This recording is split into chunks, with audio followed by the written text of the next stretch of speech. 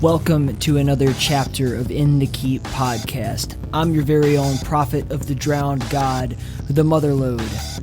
The Keep is a collective of gaming enthusiasts compelled by the drowned god Cthalha to frag and jib one another into oblivion for all eternity.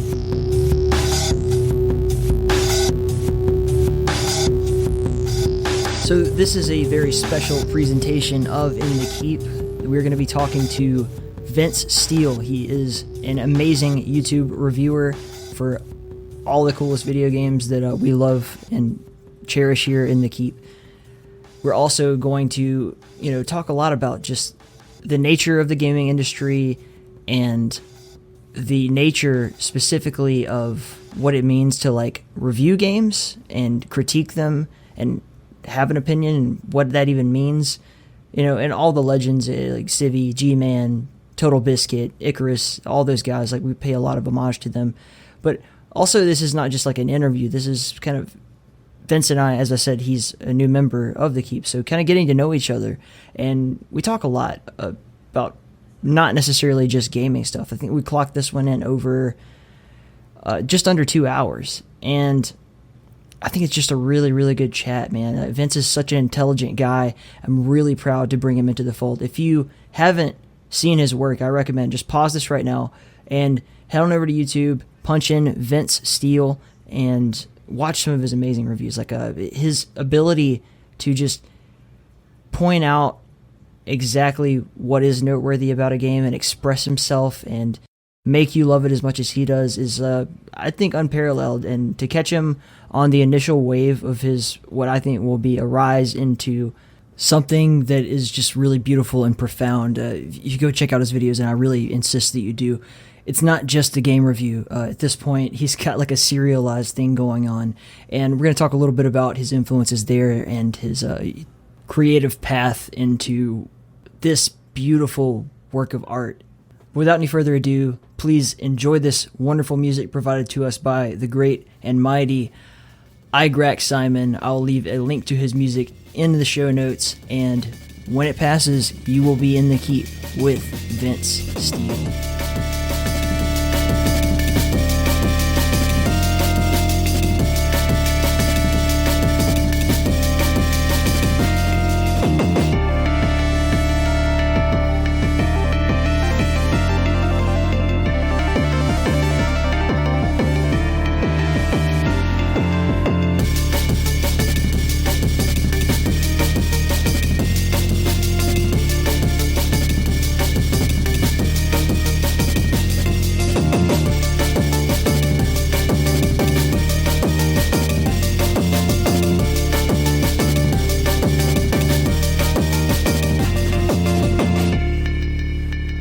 Yeah, my name is Vince. I am a small YouTuber who focuses primarily on indie games, things of that nature, retro stuff. Vince is a YouTuber who has racked up a pretty impressive catalog. I don't even want to call it reviewing, but covering exactly the kind of content that I think is pertinent to what we do here at the Keep. So just to, give a few examples, you've done a couple of looks at a medieval over the past couple of years. You've featured Blood Fresh Supply, Nightmare Reaper, Wrath Aeon of Ruin, Call of Cthulhu, and Wrath was really cool. But also there's another game, Valfaris, that I never even really considered part of this group. I played it and I really enjoyed it, and I don't know why it never occurred to me, but I feel like even myself, I've gotten pigeonholed into the FPS thing, and you kind of brought me back to reality and made me think I don't need to be shoehorned into this one little niche idea. Anything that feels right, anything that feels correct to the spirit of what we're doing here should count. And I think even that game matters. But with you specifically, man, you just have a way of doing your content. You have a way of communicating that I feel is so healthy and so refreshing in the current climate of how people review and talk about games. I appreciate that. Yeah, it's a weird climate, man. there's a lot of let's plays, there's a lot of like silent playthroughs, there's a lot of reviewers, but I don't know. A lot of them feel very overly formal, I guess, and I don't necessarily think that's what YouTube's about.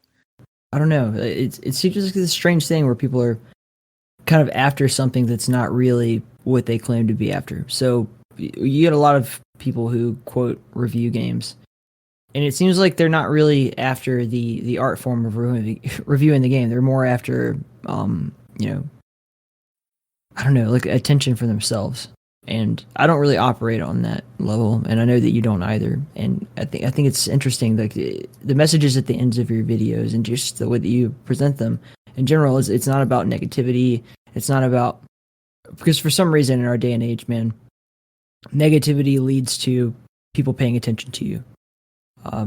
In your case, you've been nothing but positive, and I don't know. I don't know how to describe it other than to say refreshing. Like it's like a glass of lemonade on a hot summer day in many ways, even though it's like these dark, fucked up, psychological games that involve shooting people and monsters and stuff.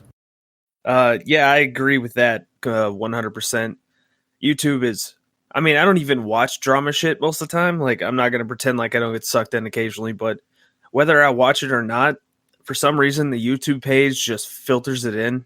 And it just, it's very clear that that the algorithm like values that over everything else. And I got to this point before I started where all these YouTubers that I was watching, like, they were all focused on, like Steam Greenlight is trash and all of these things. And I'm like, that's not accurate though. Like, early access is a scam. Like, it's not. Like, it's actually a really good tool that basically sets this generation apart from every other generation of gaming ever. Like, you can find some of the most genius shit on the planet right now on early access that, I mean, I probably haven't even found most of it, like Wrath Aeon of Ruin is in early access right now and the game's genius. It's just, I think there's a lot of money to be made in trying to kick kind of like, the asset flips and things like that. But I think it's given everyone a reputation on that platform for being like people just assume it's trash, and it's like it's not accurate at all. That's a terrible way to portray it, I think. I think that happened early on with Unity too. Like people were, realized that they could really quickly do asset flips and just turn out content with Unity and sell it on Steam for a couple bucks, and that's one way to do it. And people, it gained the engine like a bad reputation, but that has literally nothing to do. It only reflects on the people who do the bad thing with it. Some of the greatest games I've ever seen have been made in the Unity engine. Like Dusk is a great example. A lot of the stuff that is coming out recently has been made in Unity because it really frees up a lot of bandwidth and takes away a lot of the financial stress that indie developers have to work with. So then they come out with these like really incredible games. And of course there's going to be some garbage. Usually with all things, like there's more garbage than there is good in basically every pile that you look in. If you're going to go mining for gold, you're going to find a whole lot more dirt than gold. Always. It's I don't know, it's fun to watch how people react, and I think that's kind of a zeitgeist almost of our time, is where people are so overwhelmed with information that they have a hard time finding what they're looking for. And I think channels like yours, like Civies, like Icarus Lives, like G-Man, like these are people who do a really good job of helping people kind of find what they're looking for instead of focusing on the negativity or, just getting caught up in the ocean of waves and just general disorder that we see a lot of people on YouTube or any platform, really, just social media in general, getting caught up in. You get caught in a riptide almost. Yeah, for sure. Especially when, I guess it's like brain candy in a way to like watch a Jim Sterling or something like that shit on somebody. And I don't want to say that there's not a place for that, but it gets overwhelming after a while and turns you into a cynic. And there's really, I almost said there's no real reason to be a cynic. That's not accurate.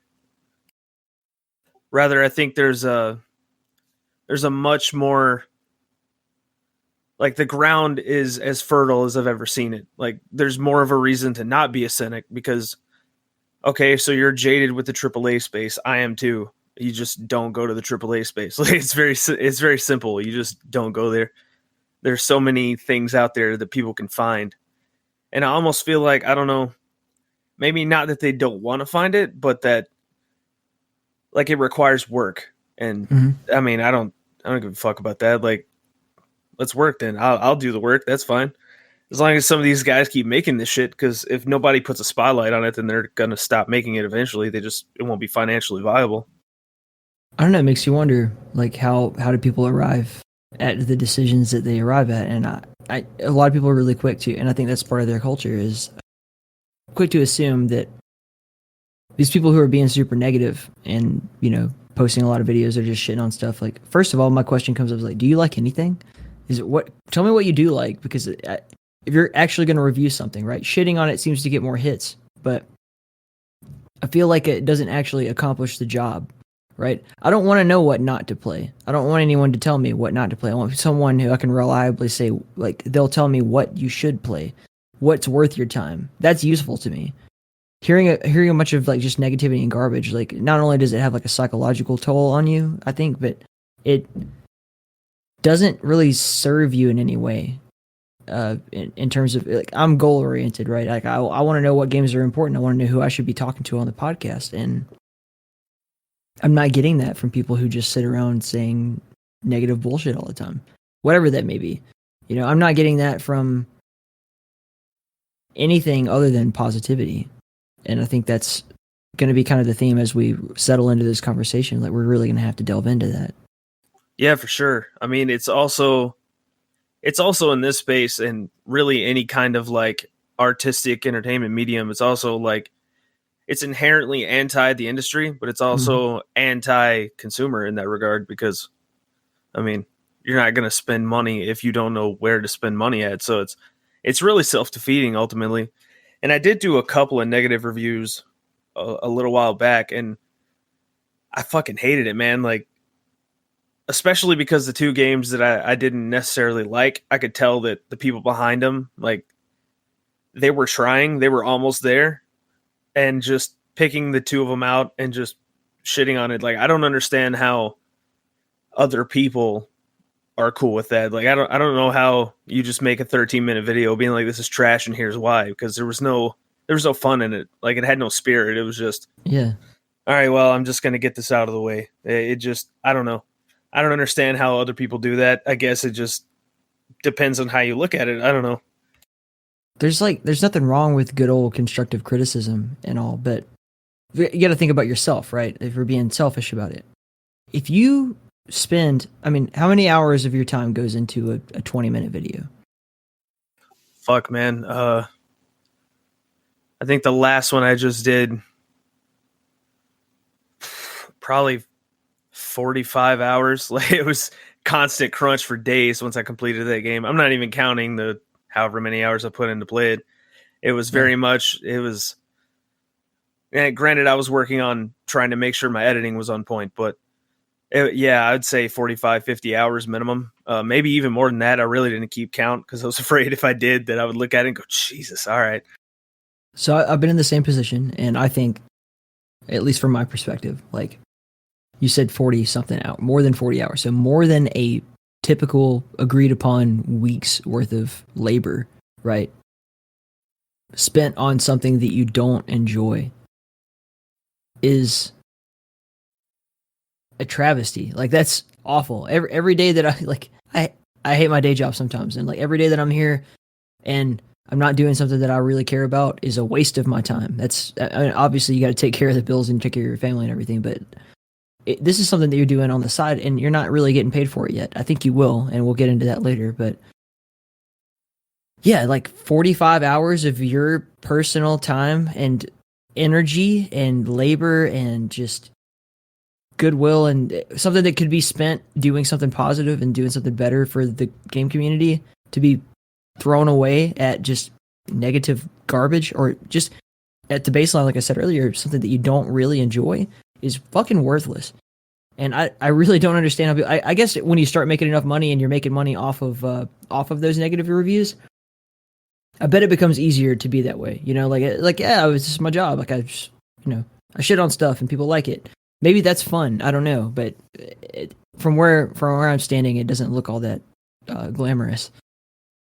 Yeah, I guess the way that I think about it is you're literally trading hours of your life away. Like you're getting closer to death in order to shit on something. Like that's I wouldn't care how much money I was making. I don't think I could dig that. Like I'd probably do it. Everybody has a price, but I'd like to think that I wouldn't. I don't think that I would. And I think a lot of people, they start out good intentioned, and then I think what happens is that's what gets them that's what attracts people. And then they go, oh, okay, well, I'll keep doing that then. And then before they know it, they're just these cynical fuckers online who are like, man, I fucking hate this. People always talk about, don't monetize your hobbies. And I'm like, maybe there's something to that. But on the other hand, maybe you're going about it wrong. And, that's not a perspective I can really have much knowledge about, but that's just what it feels like. Like, of course, if you spend, upwards of 100 hours a week, because a lot of these guys, they put out more than one video. I don't know how the hell they do it. I guess, if that's all you do, then sure. But you do 2 videos a week, 3 videos a week, 100 hours plus, even if you're making decent money on it, you're still just shitting on something constantly. And I can't do that. Like I have kind of a reputation offline as being sort of a curmudgeon kind of dude because my sense of humor is very sarcastic, but it's not how I am. And especially with something that I claim to like, right? Like people love games. All right, then why are you just shitting on them all the time? Like I can't bring myself to do that. I don't see how anyone else can. So I guess that brings us to you as a person. So where did you develop an interest in gaming from? How did that start? What put you on this journey that led you to where you are now? When I was a kid, some of my earliest memories are playing like Super Mario Brothers 3 and stuff with my parents on the NES. I didn't realize I was going to become as obsessed with it as I would, but thinking about it back, I can definitely tell like one of my favorite Christmas memories is getting a Genesis and playing Super Mario World for the first time and all these different. There's a very nostalgic like feeling of when you're a kid and you pop in a cassette or not a cassette, when you pop in a cart and it's like the first time you've ever done so for whatever that was, and then boom, there's this new game, and I guess I just kind of held on to that even into my adulthood. I have like. When you say that word, you pop in a cart and you have that feeling, right? Like, I remember the first time I booted up my N64 and Diddy Kong Racing was on the screen, and just how many great memories of my childhood stem from, that began at that moment. Oh, dude, Diddy Kong Racing that's one of the more underrated games in my opinion. It gets overshadowed by Mario Kart, but I played Diddy Kong Racing before Mario Kart any fucking day. I still wholly believe I think it's the best like racing game, especially of that particular genre, like the character, ability racing games that ever existed. I still love it way more than Mario Kart. I wish it were a franchise that had been carried on because it's just so much better. You have airplanes and hovermobiles and like flying through flaming rings and stuff, and I don't know. And it had the open worlds where you have the elephant guy that would give you advice and help you out and change your vehicle for you. It was so much more immersive than Mario Kart, which is like this arcade game, right? I don't know. Yeah, I was gonna say the same thing. Like, there's also a hub world, and you can go through the hub world, and you can see things, and you can like it was very much like the first time the N64, that whole era was like the first time that I had ever experienced that. Like in Mario 64, I think it's called Dire Docks. Like you could go underneath the water and you could go on a ship and there's like a giant eel, and it was just like this, whoa, this is what games are now? Because I had just come off of 2D stuff. I was like, wow, this is something completely new and different. Yeah, to keep on the Diddy Kong Racing tangent for just a second, like as you progress in the game, right? Because there's like all these areas in the hub world, but as you progress through the game, you get access to the new vehicles, right? So at first, you have to get the hover cart, right? You have to unlock the hover cart so that you can go out in the water, and then you find a whole new world that you can explore. And then eventually you get the airplane, and then you can fly up into the winter levels, and it's just like, whoa, how is this even possible? Yeah, the hub world itself was an adventure. That was insane. And I don't know, I feel like that's sort of lost upon a lot of modern video games, and we're starting to see that a little bit more with for whatever reason, the indie scene seems to be the only people who've like caught on to what actually worked for that generation, for our generation. And like a Medieval has a similar kind of thing going on. It's not nearly as immersive as a hub world, but there is one, and you can kind of like, you know, walk around and visit different areas and everything. And I feel like we're catching on to that a little bit more slowly throughout time. Yeah, for sure. I think speaking in the AAA space specifically, I think they're so concerned with like justifying that $60 price tag, whereas, you know, the New Blood don't have to worry about doing that. Their games are $20, 25 maybe. I think they're all $20 on full price, so they can just. It's basically like, I haven't talked to any of them, so I don't know, but I feel like in a lot of those games, it's like people are making what they would want to play as opposed to what they think other people were going to play. And then it ends up working out really fucking well. New Blood is a particular example, in that, from what I can tell, and Dave, if you're hearing this and you want to correct me, I feel pretty sure I'm on to something good here, so you probably won't. But if you do, hit me up. I think that what often happens with companies like that is that they already see a game before they pick it up. I know for sure, like Dave pretty much won't touch a game until he's actually gotten to play a demo and like put his hands on it a little bit. So a lot of what's happening with New Blood is these games are already, you know, they're already something that someone was going to do for free anyway before they ever got the chance to make money off of it. Dusk in particular was just David Szymanski was just trying to like get people to pay attention to this thing he was making, and was hoping that Oshry would like retweet it or some shit on Twitter, just like so people would pick it up. And then Oshry just loved it so much, he's like, oh yeah, fuck yeah, let's publish this. Let's go full, like invest some money in it and go all in. And so you get more of a passion project out of a developer or out of a company like that than you do out of, you know, a lot of AAA games. Actually, as an example, Wrath Aeon of Ruin is like another game where you have like somebody was going to do this no matter what, and then they just happened to get picked up by a developer. But on that tangent, 3D Realms also made Ion Fury, which was not like this dream project, right? Like this was not something that somebody had been like, oh, working on already. They had the property, you know, for Bombshell, which was a bomb, but then they got this genius idea, like let's just hire a team who's really good in the build engine and make like more of that story in the build engine, and commissioned it essentially. So there's multiple ways to arrive at that like awesome, beautiful, soulful game. But I think overall, even though Ion Fury is going to stand out as an example of the opposite, I think you're better off picking up a passion project and putting a little bit more finesse on it than you are the other way around. If that makes sense. And a lot of AAA games are just these, oh, we have the property to Doom, let's make a new Doom game, but let's like, what do kids like these days, hey? And then you end up with like Doom Eternal. So. Oh, Doom Eternal. Yeah, I agree, man.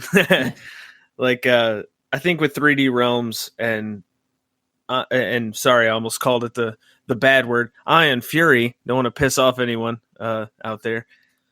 I think with that game in particular, they may not have had a vision, but I can tell that like the people they commissioned for that definitely had played Duke Nukem, and they had definitely liked Duke Nukem, and the direction they were given was very much off the back of like, not that they want to make Duke Nukem, but like this is, you know, the build legacy, right? Yeah. We're gonna talk about the build legacy before Redneck Rampage and all that weird shit started coming out. This is the legacy of that. So if you were to make a game in the build engine that's going to contribute to that legacy rather than be parasitic of it, some games out there, what would you do? And then that's where the idea comes from, because I've heard people say that Ion Fury is basically like a new Duke game, and it kind of is. I see where they're coming from, but at the same time, it stands out on its own so well that it's like, Not really. Like that's what we're starting to see too. Is it's not just like capturing the feel. It's like it's sort of like its own transformative situation where we know all about these properties from before that we grew up on or we had, respect for, and now we want to contribute to that legacy. And I think respect is another thing that definitely separates it because there's not, a crazy high production machine that's going, okay, we got to churn out $1 billion because the marketing budget was 500 million and blah. No, it's just, let's put the fucking game out and make it as good as possible and capture that feel. And then people are going to gravitate towards it. And I think the fact that the Keep exists is proof positive of that. Like, it's definitely a good model. In maybe the last, we'll put a big number on it and say 6 months, I think we've started to reach the transition between this game is like, and then name a bunch of games from the 90s, and the new statement will be like, here's a game that is like the games that you've been liking recently, So, the really easy examples. Wrath, Aeon of Ruin. That's like Quake. Ion Maiden. Oh, that's like Blood or like Duke Nukem because it's in the build engine. And I think we're going to start transitioning into like Ultra Kill. It's fucking awesome. If you like Dusk, you'll probably like Ultra Kill, you're not going to have anything to really compare it to. You could make the Devil May Cry, but the big comparison that kind of sold everybody on Ultra Kill was like, oh, it's like if Doom Eternal were good. Yeah, exactly. I was going to say. Yeah, everyone's saying it's Doom Eternal like. I'm like, it's really not, though. It's Ultra Kill. Right, it's like a totally unique game. It has nothing to do with any of these other comparisons. It's not a spiritual successor to something, that we all know and love from the past. It's like, here's a fucking badass game that just kind of fits in that same genre. And I think we're going to see more and more of that over the next year or so. I fucking hope so, because once I played Nightmare Reaper, I was like, okay, I see where this is going, because Nightmare Reaper is a giant collage of so many ideas that every old FPS had, but it's done in such a new way that, like, I wouldn't even say it is a boomer shooter, but I wouldn't say it's not a retro FPS.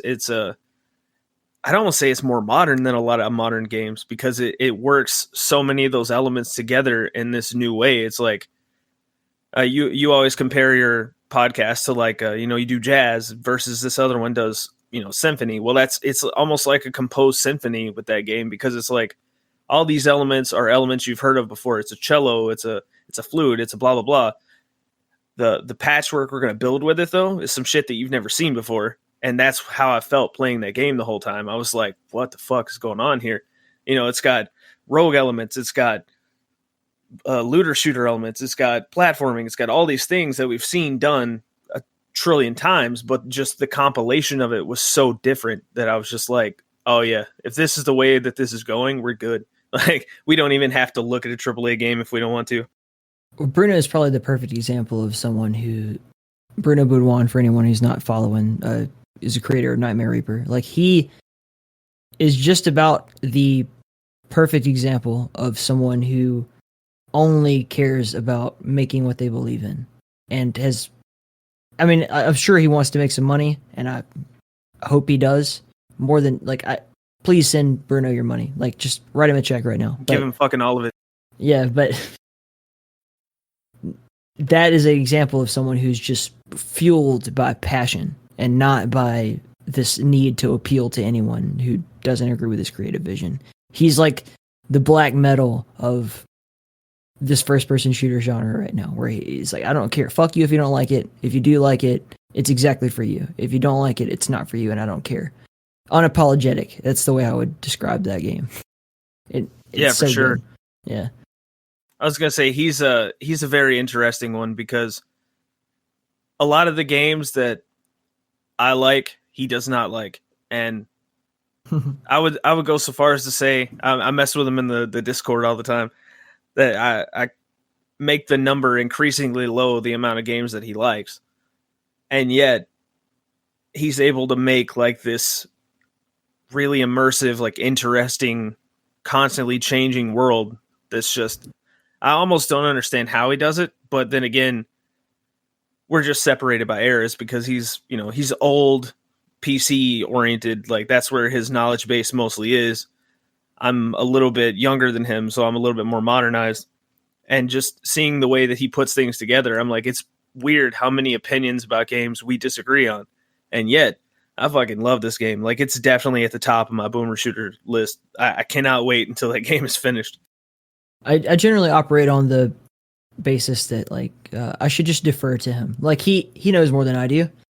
Why would I disagree with him until I have a reason to? And then if I do, then we can have that discussion at some other point. But yeah, look, Bruno is killing it as far as I'm concerned. He's successfully created the first like boomer shooter, and probably since the boomer days, where I actually give a fuck what happens to the character. Like, I want to know more about this character, because generally speaking, I'm just like, oh, cool, this is great level design, and oh, I like this weapon, and like, oh, these enemies kind of suck. I like the way I move, and I don't even think about the protagonist at all. But in his game, I'm like foaming at the mouth to know more about why this girl's locked up and what happened with her parents and all that stuff. It's truly a great feat that he's pulled off here. It's not an easy thing to do, to interest someone like me in a story of a game. Yeah, no, I feel that. One thing that I really appreciate about your work is you are one of few people, and I mean, like, I could name off all sorts of game reviewers right now. You have a gift for articulating why you feel the way you do about something, and that's not a gift that many people have. I even think I struggle with that a lot. It takes me a while to get there if I can even accomplish it, but your videos really do a great job of not just from a verbal perspective, like not just, in saying the words that you need to hear or you need to say to get your point across, but in setting a mood that I feel like people can relate to. And I know you have your own views about like, oh, this is where I'm at or whatever, but just like looking at the numbers and comparing that to the time frame, I think it's just a matter of time before you get a lot more recognition. And I don't want you to like really respond to that point so much as just what in your upbringing brought you to be such a, for lack of a better term, articulate person. Books, dude. Like, I think a lot of people now, I think books have lost their, I don't know, I don't want to say significance, because like, audiobooks are huge right now. And I keep seeing studies that say like Gen Zers and stuff like that are starting to read books again. But I don't know, man, there was something about like walking into a library whenever I was a kid and going and checking out a book that I probably was not old enough to do. Like, I was reading Stephen King at like 8. I love how, isn't that interesting how video games had this huge backlash, like you have to have a rating system, and music had that same thing, movies had that same thing. Never once has this appeared in books. You could just walk into a library and grab, like, you could grab it when you're 10 years old if you want to, and no one's going to question it. Yeah, for sure. No one, I mean, they might give you a weird look, but yeah, there was never a situation of like, are your parents okay with this? You think like the librarian, at least in my school, like she probably never read it because she was like, this super clean cut person who would never touch anything bad and probably wasn't even aware that anything bad even existed, in her life. Yeah, no, for sure. Yeah. My librarians were disconnected from that kind of thing too. But I also was reading like Jane Austen from a young age, like just anything that seemed interesting, I guess. I'd pick it up. Like, I read Anna Karenina by Leo Tolstoy when I was 11. And granted, that one I didn't really get into because I thought it was interesting. We used to have this shit, I think it was called Accelerated Reader or something, which was basically we like had this, that too. Yeah, it was like this shitty standardized like questionnaire, and that one had enough points because it was fucking 800 pages or something. That one had enough points that if I took that one, I didn't have to do those tests at all for the rest of the year because it was like 500 points over. So I opened up I broadened my horizons that way, I guess, by trying to cheat systems that I thought were boring, and I just ended up getting into it. I remember like a teacher, because I was a big bookworm too, and they were like, why don't you compete for the AR points? Because I had a pretty high reading level at that point, like higher than most people in my class. They're like, why don't you compete for you win a bicycle if you get like the most AR points? And I was like, I don't fucking care about that. Like, I just like reading. I'm not reading for your stupid test. I'm reading because it interests me. So I was reading like Moby Dick in the 5th grade, like that kind of shit. And all these other kids were trying to like mow through Harry Potter books or like Hank the Cow Dog and Nancy Drew. I don't care. None of that shit interests me.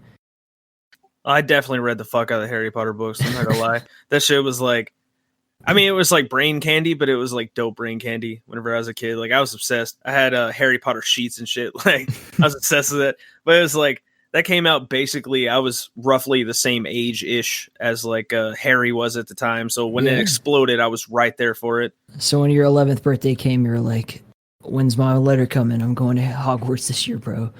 I know exactly how to get there. Like, I'm platform 9 3/4. It's going to be dope. I also used to read a lot of, like I read Darwin when I was young, because like science was also very interesting. It was like, science is looked at as this very black and white, like wrote, these are facts, therefore.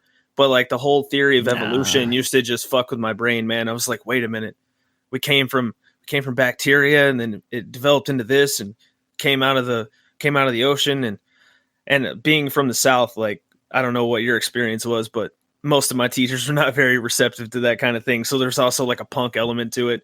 And like by the time I got to high school, like the biology teacher was very much like, I mean, I have to teach this, but I think it's bullshit. And at that time I was like, fuck you then. I'm not going to pay attention to this shit.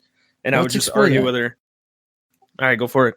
No, like you mentioned growing up in the South and kind of having that Bible Belt mentality. Like, how did that influence you? You're talking about your teachers, and they didn't want to teach you evolution. Like, I'm curious, how did that impact your thought process in your brain? How did that, if anything, I guess to get right down to it question would be, how did that influence your skepticism of systems and societal norms? Oh, it immediately made me start looking at things analytically, because I think there's like this idea whenever you're a kid that, once I'm an adult, I'm going to know something. And then when you're surrounded by adults that don't seem to know fucking anything, like after that, it was pretty much like, oh, so adults don't know shit either. They're just as scared and confused as I am, except they're 40 plus. So they know even less than me if you adjust for inflation. It also made me very like combative. I have a very low tolerance for nonsense, and that's persisted from the time I was in middle school up until now, because that's where that started. There's always like this this idea of like, don't question things. And I'm like, I think that's the opposite of what I should be doing, though. Like, we should all be questioning all of this, especially as you go between classes, because science is very much about like interrogating the facts until you either usurp them or they're ironclad. And if you pay attention in an English class, that's kind of what it's about too. Like, you'll read Huckleberry Finn or something like that, and you'll talk about the social themes of the era. So we're talking about deconstructing these complex themes, but at the same time, I'm not supposed to question all these social institutions around us. Like, the two are kind of counterintuitive. You can't really have one without the other. Like, I'm going to break down this set of analytic principles, but over here, I'm just going to kind of adhere to those. Like, nah, fuck that. So I sort of became more of a experimental, like, someone tells me not to touch the hot pan on the stove. Why? I just don't do it. All right, fuck you. I'm going to touch it then, because you're not going to tell me why. I was very much one of those kind of kids, which looking back now, a lot of the times, they seem self-evident. But if you weren't going to give me a real reason, then I wasn't going to listen to you, because what's the point? You're not teaching me anything. You're just trying to get me to do what you want me to do, and I'm not going to fucking do that. Hell, I'm still like that, to be honest. I think that there's a lot of merit to that point of view, for sure. Like, no question about it. You don't want to be told what to do, and no kid really wants to be told what to do. I think that's the difference between a good teacher and a bad teacher, is that someone who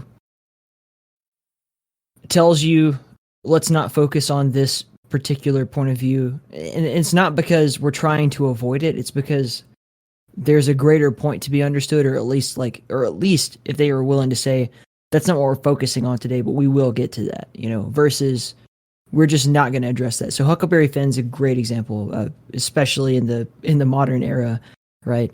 Of some of the themes that story really explores. In particular, like, there's a lot of race disparity and just in the way that people talk back then. And this is in 1800s Missouri, so there's a lot to be explored there. But I'm not willing to throw the entire story out, right, of what happened to Huckleberry Finn just because these characters had views that aren't necessarily like meshing with this point in time. And of course they're wrong. Like, you shouldn't be racist or fucking, just dismissive the way that oftentimes people in that story were. But that doesn't discount the other lessons that you can learn from the story, if that makes any sense. I'm sure someone's going to shit on me for the way I've articulated this, but I think that you can learn something from anything, if that makes any sense. If you are trained to deconstruct it, I agree. Yeah. And I'm definitely not pro getting rid of Huckleberry Finn, especially not in a fucking school, because no, that's where that needs to be, that's where that needs to be taught. Like, the prevailing opinion of bygone eras is sort of the problem we're facing now, in my opinion, because there's very much this conversation about, we got to make it great again. And it's like, well, do you even understand what you're saying? And I'm not taking a political stance on your podcast about that, but just the nebulous statement, make America great again. What does that mean? And usually if you ask that question, you're going to start finding a lot of people on either side of the aisle, any part of the spectrum, they're going to take a breath for a minute, because now we have to think, what does that mean?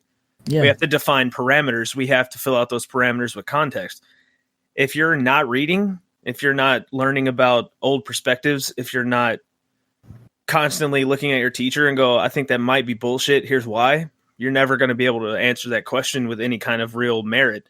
There's also a lot of the problem with like the burden of evidence and like the integrity of sources, because it's so easy to just go find an article that backs you up. And it's like, okay, how much about that statistical methodology do you understand? Or are you just looking at numbers? Oh, well, I'm just looking at numbers. I don't remember who said it, but it's a pretty famous quote, there are lies, damn lies, and statistics. And it's not necessarily that statistical methodology is, fraught with lies. It's that you can make a lie seem feasible with statistics. And it's like, well, no one ever taught us to do that. Well, you're right. But at the same time, you could have been learning that shit on your own. Like, you could have been going, this sounds ridiculous. Maybe I should look more into that. I don't think statistics don't prove anything. Statistics plus logic prove things. Absolutely. You can't have one without the other. Plus context. You also got to have context, because if you're just looking at a rote set of numbers, I mean, I don't know how many people around you are good or bad at math, but you ask people to add basic numbers in their head, usually they're going to struggle. I mean, that's a failure of the education system, period, in my opinion. Well, that brings us back to what gets hits on YouTube. Statistically speaking, negativity and, just flamboyance and acting like a damn fool, whatever words you want to put on it. Like, just being a jackass, it leads to hits on YouTube or on social media in general. But does that lead to quality? And that's the context, that's the logic, and that's the question about, like, what is your goal? Is your goal to appeal to the widest audience possible, or is your goal to reach the people who really vibe with what you're talking about and are, like your tribe or whatever? Like, that's several different questions that all need to be asked in order to determine, like, success. Because we currently just define success as high numbers, high view count, high like count. It's not even like count. It's likes and dislikes and comments, positive or negative, are all considered by the algorithm to be positive things. That's because YouTube's afraid to stand up to its ad suppliers, because for some reason they seem to think that there are other platforms that they can go to. But anyway, yeah, no, for sure. Like, for me, the number one is definitely, like, I want to put these games on Front Street. Like, I want people to buy those games. I'm not really, I mean, I am consumer focused, but I think I do that passively. I'd like to show people what they should buy. So, if I'm telling you to buy it and you trust my opinion, and you see what I'm putting up there and you go, oh yeah, that looks like something I might like. Yeah, that's inherently pro-consumer. I'm more pro-dev though, like in terms of actively, like I want to get these games on Front Street, but at the same time, I don't want people who are just like, oh yeah, I'll go shoot for 10 hours. Like I want people to think about games, maybe not like I do, but in a more analytic way, because a lot of the times, because we interface with games in like a very what's the word? I'm drawing a blank here. In a very aesthetic way, like we appreciate that it looks good. Like, okay, but what does that mean? Okay, that's why in the medieval I said, I'm going to tell you why you like it. Here's why. Because the environment tells X story. The way that you interact with these NPCs over here tells Y story.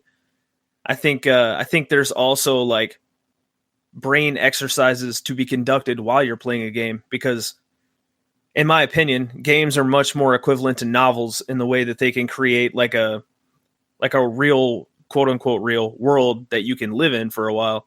They're not like snapshots of moments in time. They are fully interactive, like realized, tactile, and, livable, breathable worlds if they're done well. If they're not done well, then, it's kind of like reading bad fan fiction, but that's beside the point. The realm of a single player game is that you kind of have a lot of control over how you experience it, at least a good one, right? And with the book, that's the same way. It's a very one-to-one, me as the person, the book as an entity experience, right? No one else is doing that with you, unless you're reading out loud, but even then, they're just hearing the words out loud, and then they're having their own visual interpretation of what the words mean. So it's personal. When you play a single-player game, you're having a personal experience with how you interact with that game. Yeah, absolutely. Yeah.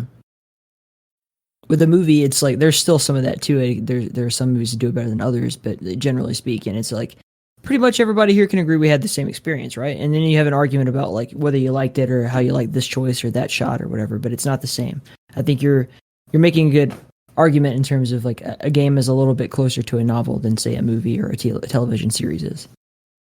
Yeah, absolutely. I think it also, in terms of multiplayer, like even that has certain novelesque qualities that come with it, because I've watched you guys play Warforged several times, and when you guys are in there, like there's a heap of emotions going on. Like you're playing around, shit talking each other, and like people are breaking down, like Gelmo is breaking down like the fucking inner fabric, the inner quantum fabric of life while you guys are talking around him, and like there's just like there's an organic interaction that comes out of that. Like you go to a movie at a theater, you're going to probably be quiet for that entire time. Otherwise, right, people are going to tell you to fuck yourself. With a game, though, there's like extra amounts of emotion and empathy attached to it that I don't think anything other than a novel can have. Like you can have a novel, roundtable discussion, and you can do that with movies too, but it's going to be a lot more exposition. Whereas a game lends itself to more like in-depth critique, I think, like in-depth conversation. You can talk about themes. You can talk about the way that the environment reinforces themes. You can talk about all kinds of things. With movies, you can kind of do that, but it's much more two-dimensional. You could say David Lynch put, this shot of whatever into here because he wanted to evoke terror. Like with Eraserhead, so much of that is like about his anxieties of being, a new father and how monstrous the thing in the crib looked. And you can pull that from that. But if you play something like, I don't know, The Brothers, A Tale of Two Sons, like that game can rip you the fuck apart if you're the right kind of person for that kind of game, of course. Actually, pretty recently, I've been watching through Twin Peaks, and there's this awesome shot towards the end of season 2 where it zooms in on this table with a duck, and there's a note that says Q4 Pro, right? And I sent that to Violent Heart, and I was like, I'm thinking of you, bro, because he's a professional Quake 4 player back in the day. And Lynch was so good at leaving things up to interpretation. Specifically, I'm really glad that you brought him up, because that's a director that I think transcends sort of what you're talking about. He's a director who leaves a lot open to the audience to figure out for themselves, which I think is true of games and is also true of novels. And that separates a really great filmmaker from a mediocre filmmaker. And that some movies, as you said, are very two-dimensional, and some are totally not. They leave you wondering and thinking. And when you had that conversation with your friend afterwards about, what was that about?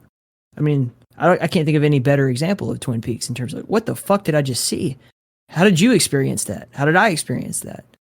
And you get to have a whole conversation about it instead of just this, well, yeah, I think it's pretty clear that Iron Man's dead, and we gotta, I don't know, wait for Thor to come back after Ragnarok or whatever the fuck that shit means. I don't know what any of it means, but it's not I fucking hate the Marvel movies. It's not a clear-cut story. Yeah, Mulholland Drive is the one I go to because I'm not really the TV guy, but if you can get 3 people in a room to talk about Mulholland Drive, that's the entire day. Like, that day's gone. Yeah. I love everything David Lynch does, man. I think he's... I know people have their critiques of him and all that, but like, I really do think he's a genius. No, he definitely is. He's basically the sole director holding down surrealism in the modern era.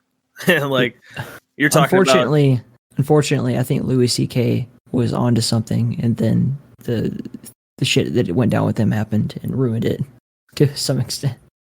Oh yeah, for sure. He was getting there. But like, Lynch is so classically surreal, like, and that's not to say his movies aren't modern, but you look at like an old director like Luis Buñuel.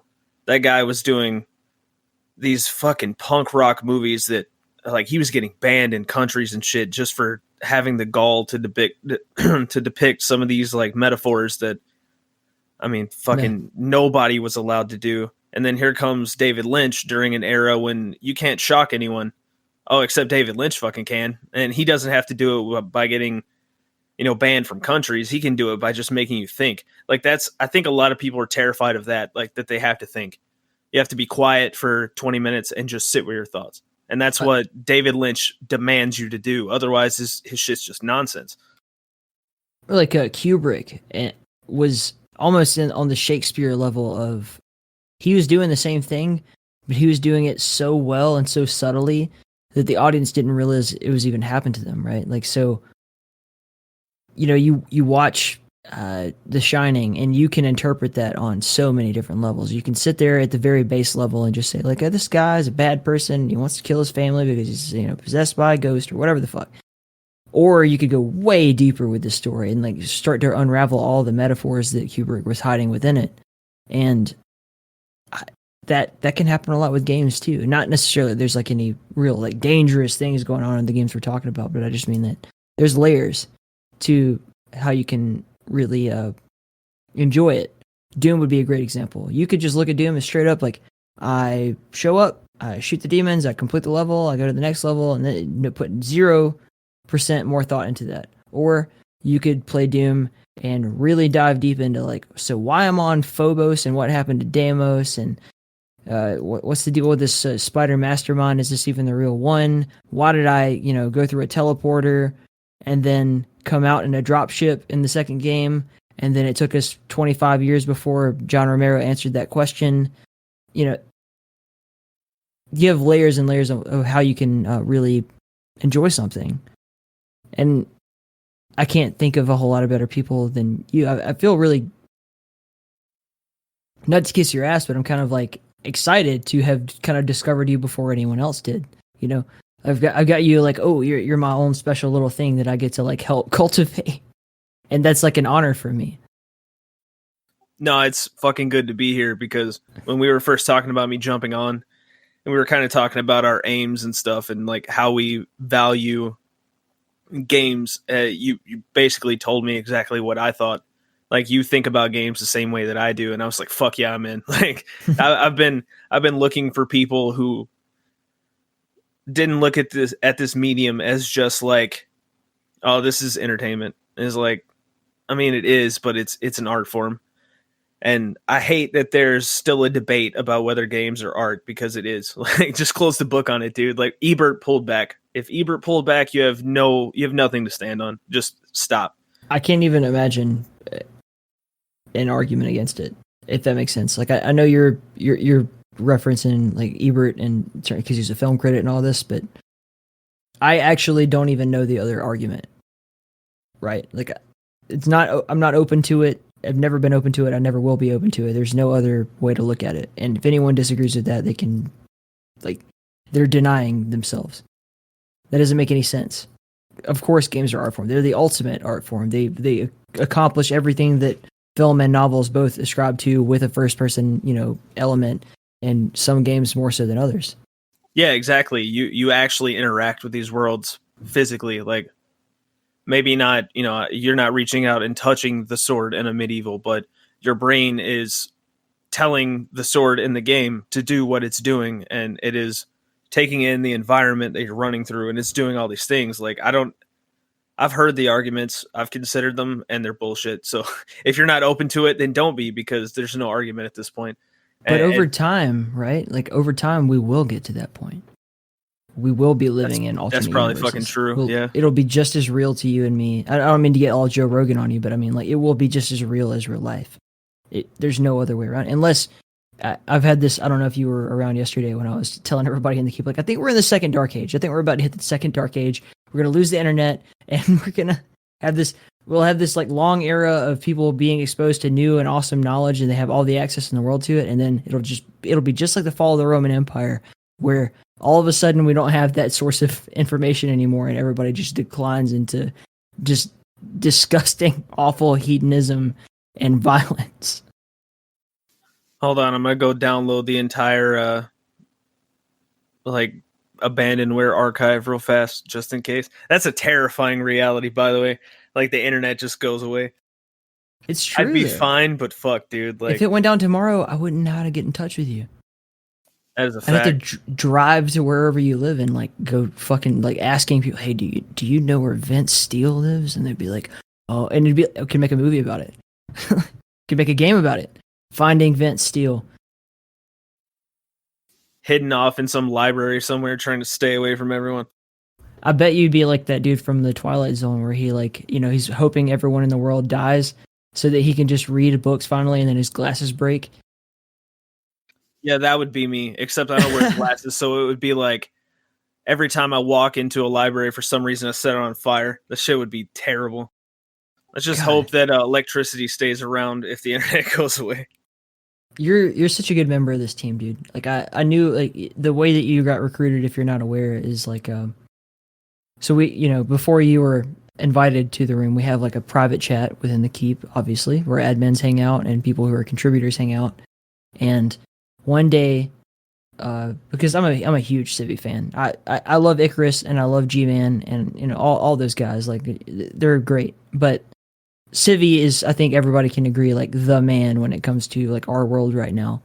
And then Donkey, if anybody hasn't heard him, he's been on the podcast before, but he came in, he was like, you got to check out this guy. And I was like, okay.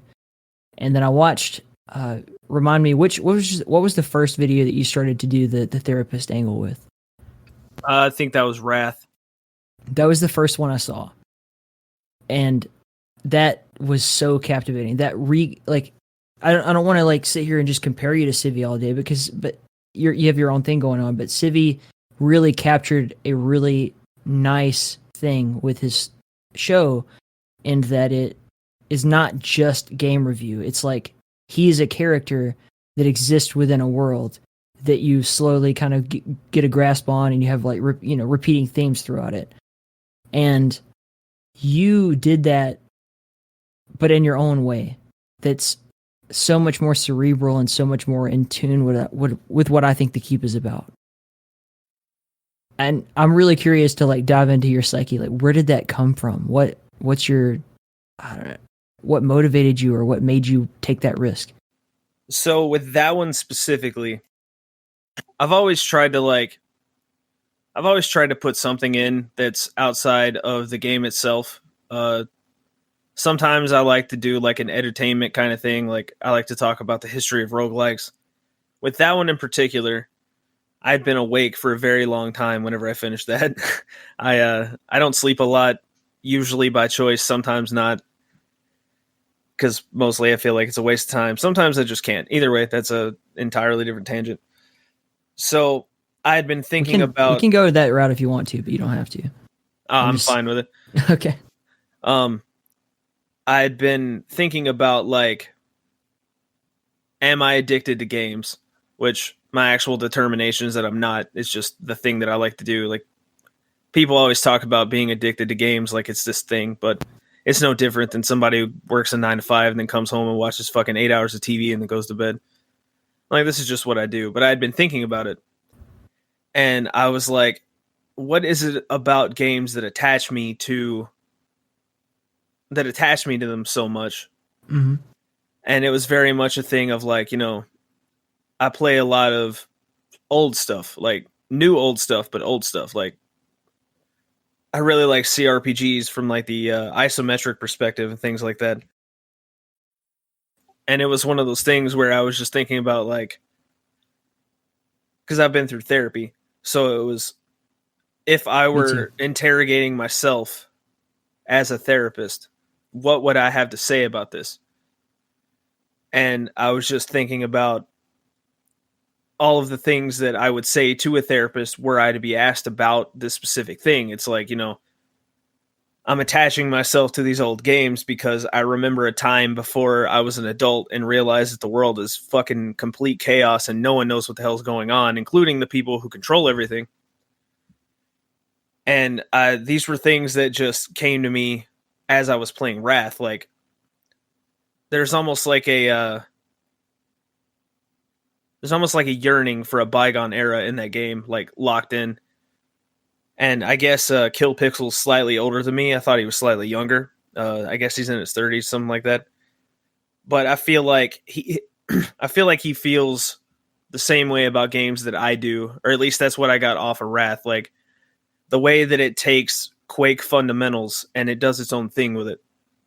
And so I was just in my brain. That's just what came to me. It was almost like a hallucination kind of thing where I'm like, this interrogation with me and my therapist, and the therapist is trying to tell me like, if you want to get rid of it, then you got to figure out a way to capture, that feeling of being a kid who's innocent, discovering the shit for the first time. And you're not a cynic yet. You don't know the burdens of the world. You're here in the moment. And I just ran with it from there, really. So, did you listen to Kill Pixel's interview with Dump Truck and RC on QuakeCast by chance? I did not. I started it and then I just fell off of it. I'm gonna go back to it.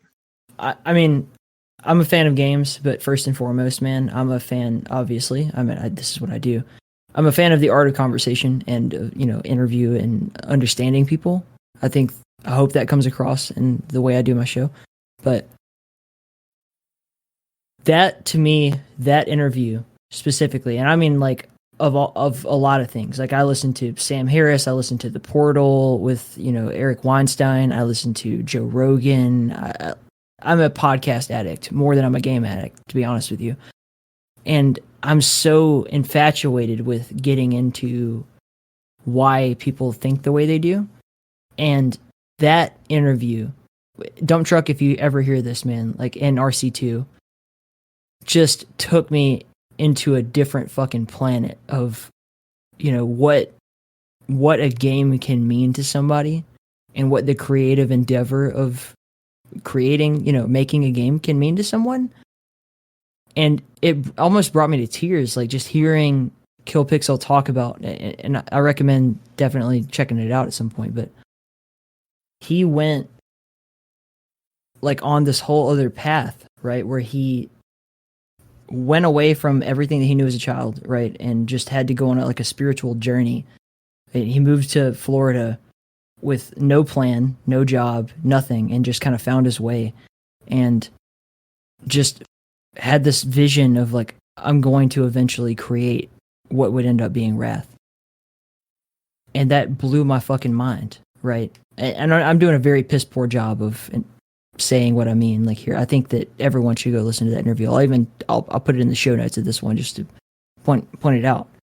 But when I hear you talk, I hear the same thing, of this is not just an attempt for you to be like, I want to be a big YouTube star. This is like, I really believe in the work I do and I really have a vision for this and I really have something that I'm hoping to like figure out about myself by going down this path. Does that make sense? No, for sure. Yeah. Mostly hit the nail on the head.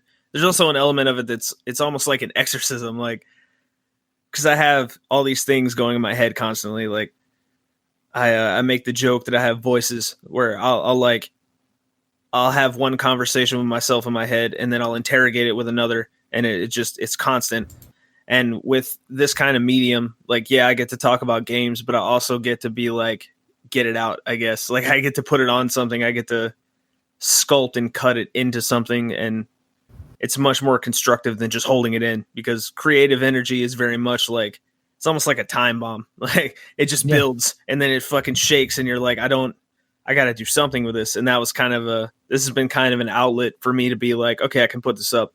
And if nobody likes it, whatever. At least it got out of my fucking head. At least I can maybe sleep for once, you know? No, man, I feel that. Like, it's you're putting your heart and soul into your creative endeavor, and that's it.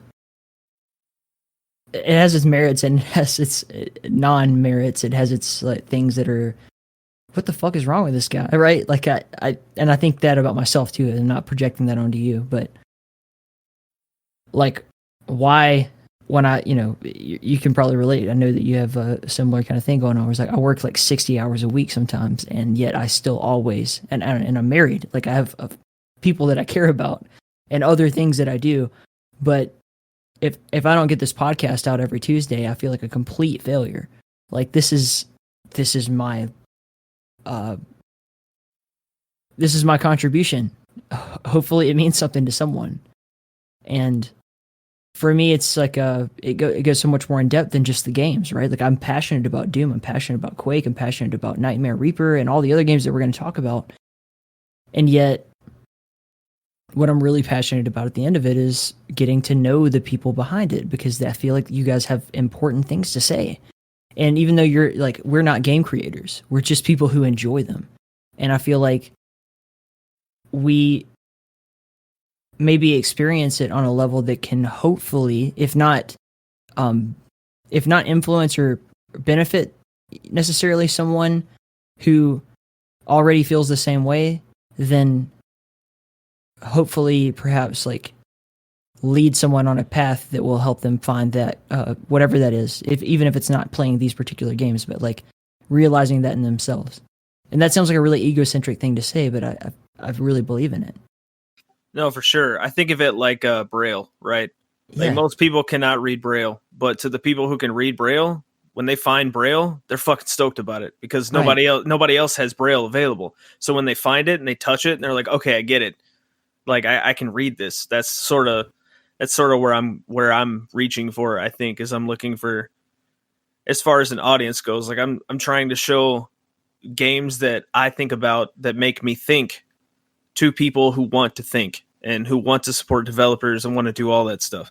Like, it's very important that not just that I get an audience, but if I'm going to get an audience, it's the right kind of audience, because I could just fucking pander, but I'm not going to do that. The audience is already there. There's no question about that. The audience exists for what you're doing. They just aren't aware of you yet. Yeah, and how much of this is that too? It's not even necessarily like egocentric. It's more like, am I the only fucking crazy guy here? Like, am I the only one that thinks this way? Oh, no, there's not. There's 107 people. In 12 months, there might be 1,007 people. Like, it's some of that too, is not feeling fucking alone in this world, because I don't know what your day-to-day interactions are with people, but just existing can be fucking alienating sometimes.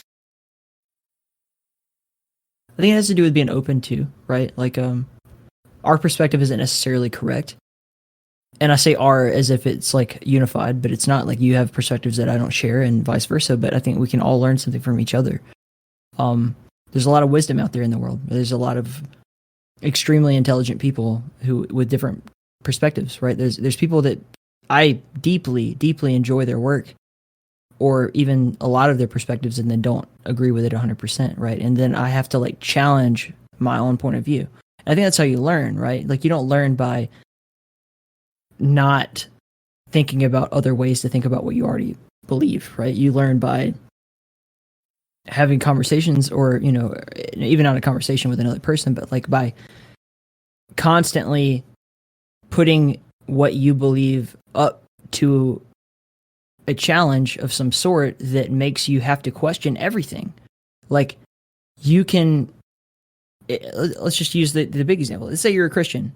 How do you know you're a Christian unless you know what Buddhism is? Because you really don't know that you don't believe in Buddhism if you don't know what it is.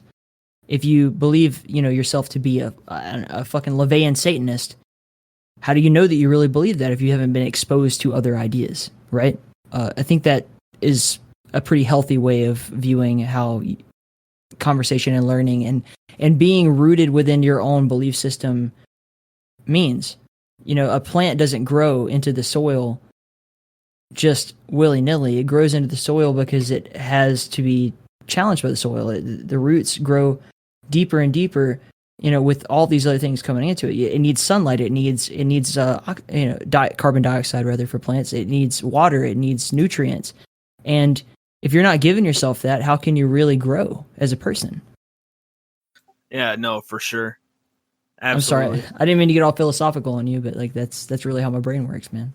This is a different kind of interview because usually I'm talking to people and I'm just like letting them go at it, but I feel like we're kind of getting to know each other also at the same time. Like, you've only recently been kind of introduced to the team, and I want us to like know each other.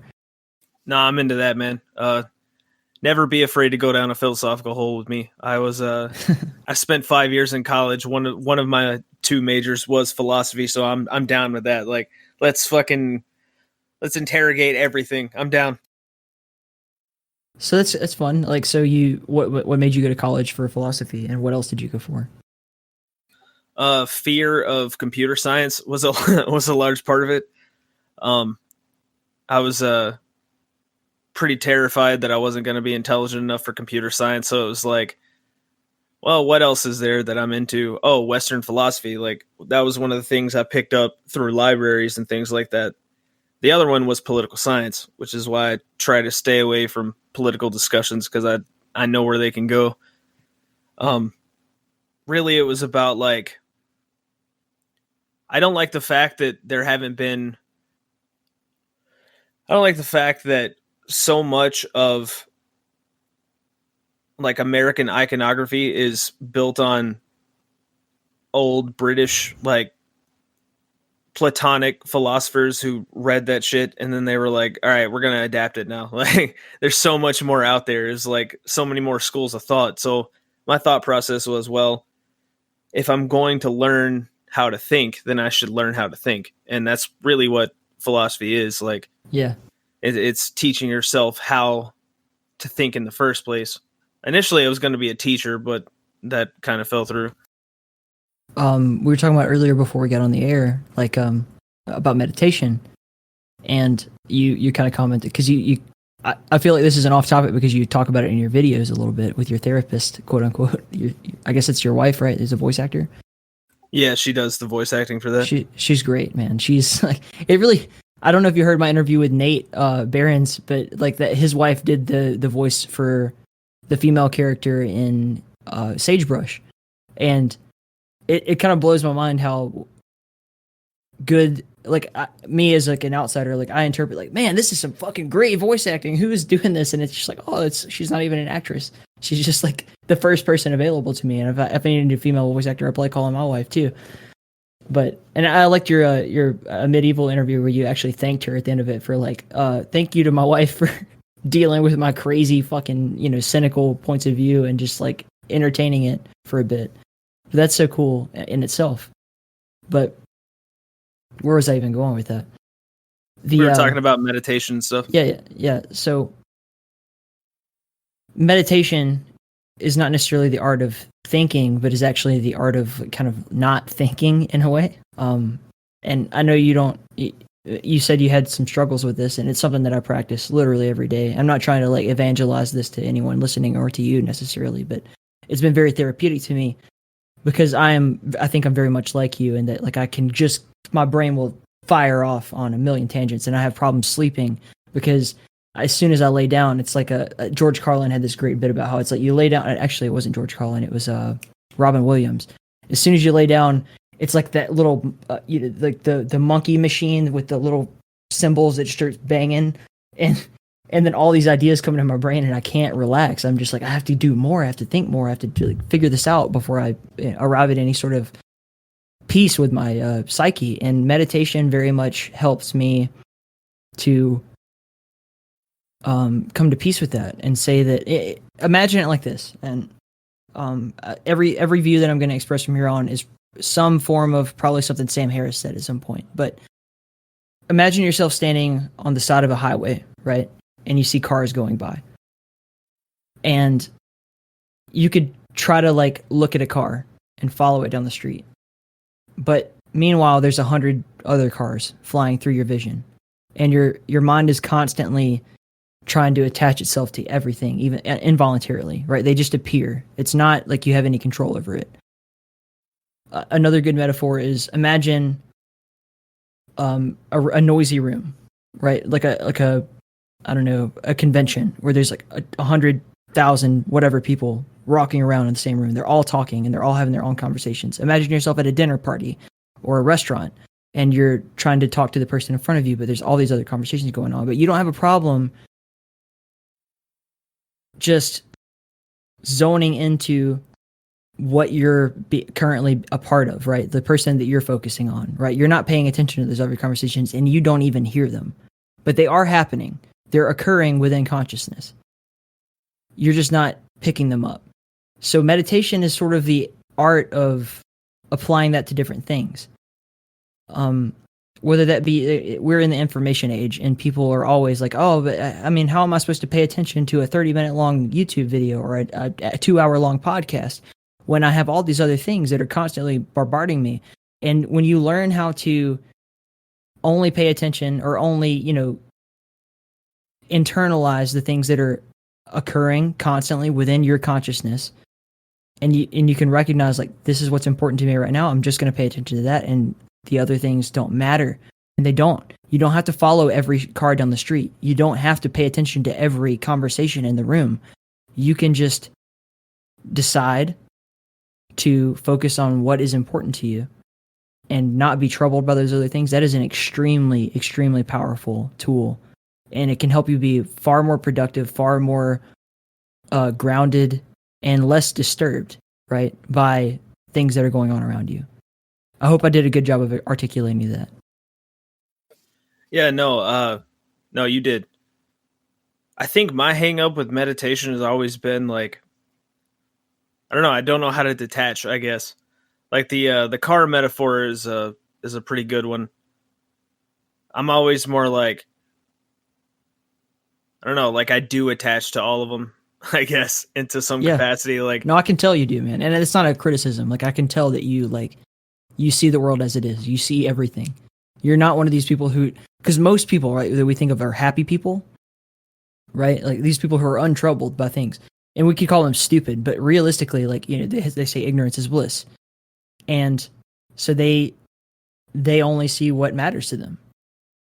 And we're like, oh, you're so blind. Like, I felt that way as a teenager. I'm like, oh, you guys are so blind to the rest of the world. You don't understand everything that's going on. How could you be so happy in your 2-story house with your dad makes all this money and you get a new car when you're 16 and all the normal things to be angry about if you're a fucking, troubled teenager. And like, how could you think that when you know that like 200 years ago in fucking, I don't know, like England, all these great injustices were done to the Irish nation and all that. Like, why the fuck does that matter to them? And what does that matter to me? Why is that even important? They're happier not troubling themselves with that thought. And I'm not saying you shouldn't be aware of it, but if you can find a way to center yourself without being troubled constantly by that thought, why would you not take that route? And I think there's some wisdom in that I missed out on and that maybe you're missing out on.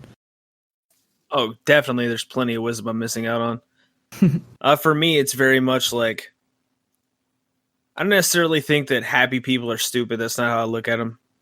Or ignorant, really. Like, I think it's about how you're able to contextualize things. Like, it's possible to put things in perspective and consider them without, I guess, becoming emotionally attached to them. And I think that's a lot of,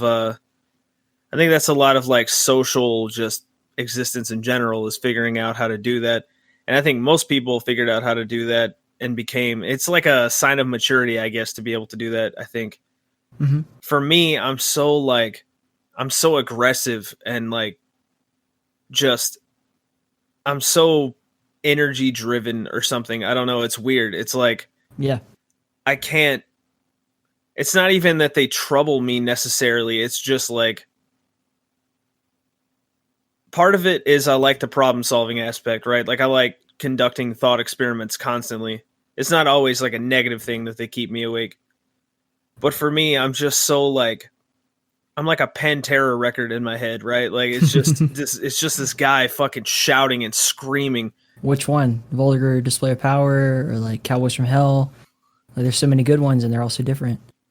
Probably like the Great Southern Trendkill album, yes. Like the whole thing, like probably that whole thing, because that's such an up and down of like he's pissed off, and then all of a sudden he's talking about how he's gonna kill himself again. Like I'll try again, motherfucker. Don't dare me. And he's talking about like oh shit, I can't remember the name of it now. Where I fucked your girlfriend last night while you slept. I fucked, like he's so like brash and egocentric, and then all of a sudden he's like introspective and terrified again. Like that's kind of how I am. Is I'm like rattling tinfoil. Like there's so much just cacophony for no reason. And I think that's what I've never been able to do with meditation, is like just stop the cacophony, because I can cut a couple of them down. I can lessen the amount.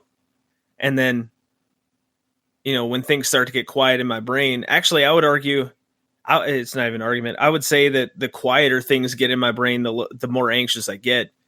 I don't smoke weed, for instance, because the less on guard I am, the more anxious I get. Like it's a really weird, like I can't relax, because the more relaxed I am, the less relaxed I am. You know what I mean? Like I'm far more comfortable with fucking shields up and like paying attention to everything than I am not, because the moment I'm not, that's when I'm like, okay, something's happening. So how did you grow up? How did that enter your psyche? Because that means something, right? Like if you're not comfortable with calm, it probably means that you adapted in an environment that was not calm. And I think that you're under no obligation to say anything. I definitely grew up in a place that was not calm and was around a lot of people who were not calm. And I very much feel far more comfortable dealing with chaos and cacophony, cacophony than I do with Zen and just like relaxed. It's almost hard for me to relax. No, yeah, for sure. There are some things I'll leave out, but some stuff I'll leave in. For instance, I was a very like cherubic, timid kid for a lot of my life. That's a $10 word. And I don't know, there was like this point, because I grew up in it was a small public school, but it was very like, I don't know, the place where I come from, like nobody's really expected to be anything, I guess. Like it's in Kentucky, if I'm not mistaken. Yeah, a small town called Mayfield. It's very much known for having like an amazing high school football team, and that's the town. Otherwise, it's mostly just a lot of people just trying to scrape by. Go ahead, sorry. How many people can relate to that story? Like, how many people could say, I grew up in a town where the only thing was the football team? Oh, probably a fuckload. And furthermore, like, what does that say, right? When you have a town where no one's expected to be anything, and the football team, like these hyper-aggressive alpha males represent your town, and they're badass as fuck, and they're like dominating all the city kids. I always loved that metaphor, right? Yeah, it was that. It was also our school. I don't know if it still is, but our school is very much covered up with like drugs, and people were bringing guns to school. Like all the things that you think about as being like a very, like a metropolitan kind of situation was what was going on there in our tiny fucking, I don't even know what the population would be. Maybe 800 to 1,000 people between all grades, if that. Probably less. Yeah, sounds like Twin Peaks. Yeah, and like Mayfield is colloquially called like Little Memphis, because there's a lot of like crime that goes on that no one really talks about. and there was a high profile murder that happened there. It's called the Jessica Curran case. Like, it happened it's been 20 or so years now, but that was like a situation where the FBI came in and they were like, we don't actually know who did this, but this case was definitely fucked with. Like, the Twin Peaks analogy is surprisingly apropos, actually, because there's a lot of little shit like that. And I found myself in this situation where, like, I would be walking home from school and having to dodge getting jumped and shit like that. Like, it was for at first no reason. Later on, I definitely attracted that kind of thing, but I had like a popping point in high school where I was like, I'm fucking done. I don't care. Like, I'm fighting everyone now. Oh, dude. Yeah. So many. And I wish I could say I won most of them, but I didn't. It's probably more like 50-50. But yeah, there was a time in my life where it was like, yeah, all right, I'm not going to be the quiet kid anymore. Fuck it. Like, hit me in the face. Let's do it. Yeah. I know exactly how you feel, man. Except I'm like probably less than half your size. So there's a lot more ass whoopings than I never ever needed to get into, but I totally feel you. Like, I think that really can shape your mind, right? Where you're constantly in fear, you're constantly on edge, and that can really lead you down a path later on in life where you're like, it's hard to escape that, even when you have no reason to be in that mindset. You're kind of always there. Yeah, it's interesting too, because both of us gravitated towards more aggressive professional situations. Like, I'm a cook. A lot of people don't think about cooks being like aggressive, but we are. Like, where there's a lot of there's a lot of convicted felons, and there's a lot of drug addicts, and there's a lot of things like that. It's just, I don't know, there's something about being constantly on edge that's like I'm an adrenaline junkie, right? I chug a fuckload of bang every day whenever I get to work. Like, it's just, I don't know, there's something about being on edge and tweaked out that just it's just compelling now. I don't know. Well, that's the nature of being, in the restaurant industry, is that you're always under pressure. It's like this high pressure situation all the time where it's like, I have to perform. And if you don't, you get cut out. Even if you're like at the highest levels in the restaurant industry. I hope I'm not breaking this news to anyone who's, jaded or unaware of this, but like, if you go to a 5-star restaurant, I guarantee you there's a couple of fucking heroin addicts in the kitchen. Like, 100%. Yeah. And that's so real. Like, and I've been involved in many different industries, and I'm very young, but like, I have, and that's just a fact. I'm not trying to like project or say I'm better than anybody, but like, just for instance, like the pro wrestling business, when I was part of that, was just so rampant with like all the time. I'm not a big dude.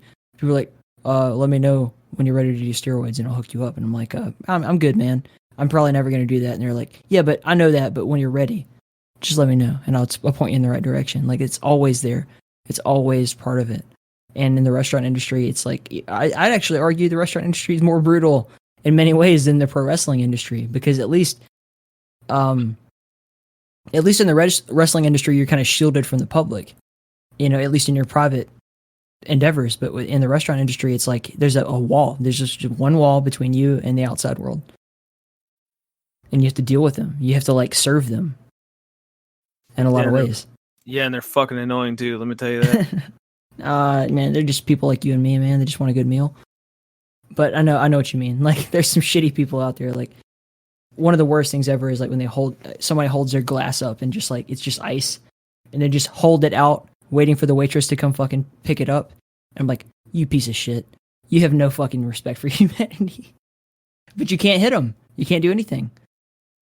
If you're a bad guy wrestler, like, somebody's like, you piece of fucking crap. They don't even know you are as a real person. They just, they see your character, which is good. That's what we want. But it's like, they hate you. They hate you. They want you to die. And they want someone who's a good guy to come kick the shit out of you. But they don't really know you. And they have no respect for, where you came from to get where you are.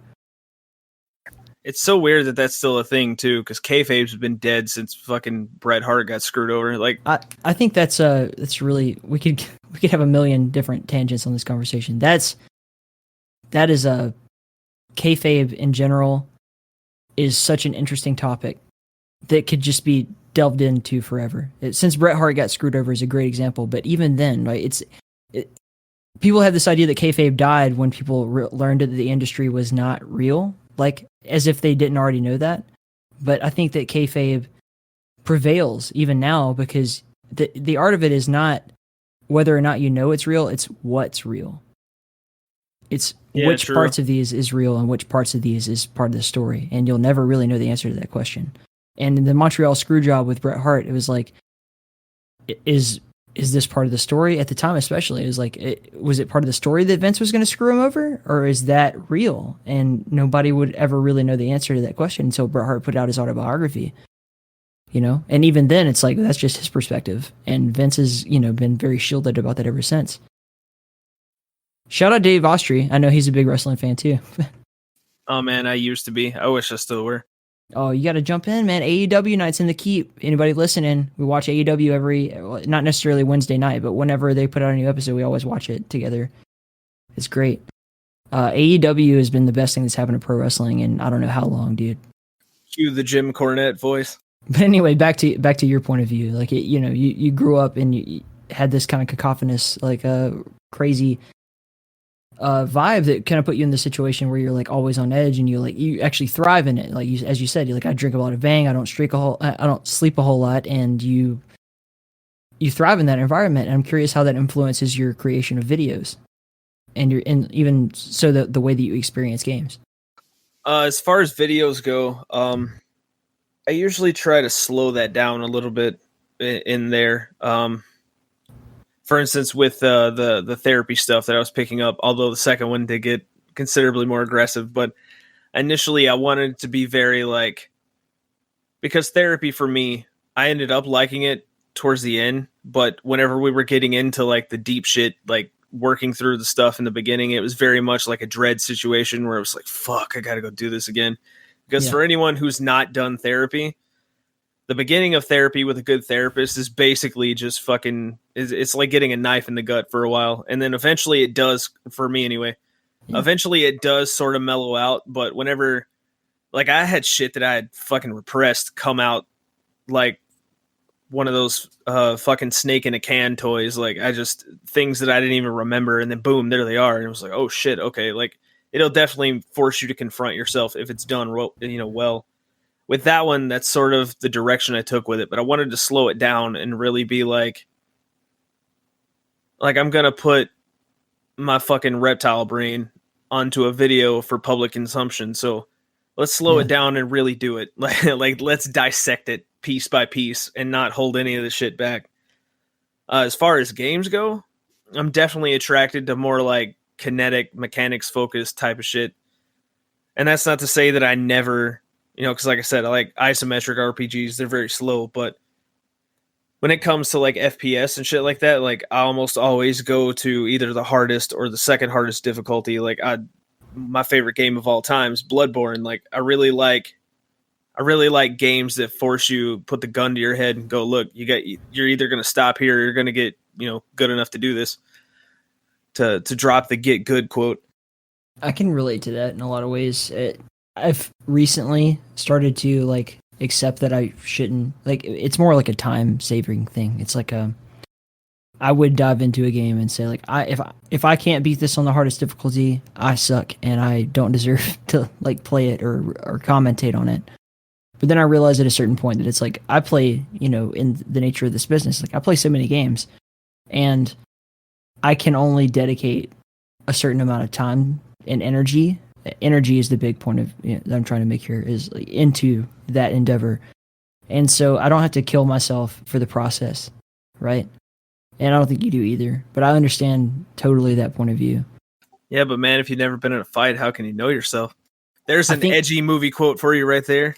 I think that a great movie, but I think that the average gamer, right, as much as, because the reality of what we're talking about is, we want to appeal to that hardcore Doom crowd and all that shit, but my goal is not just to appeal to the hardcore crowd, right? I want to evangelize. I want to like reach the people who are skeptical and bring them into this fold, and they're not going to get there by jumping into Doom on Ultra Nightmare, right?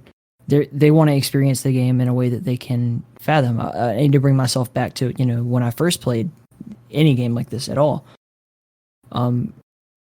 I want those people to be able to appreciate this stuff too. And Dave Oshry is super wise about this, man. Like he said multiple times over, like when he tests a game, I test it on normal because that normal is where most normal people are going to start.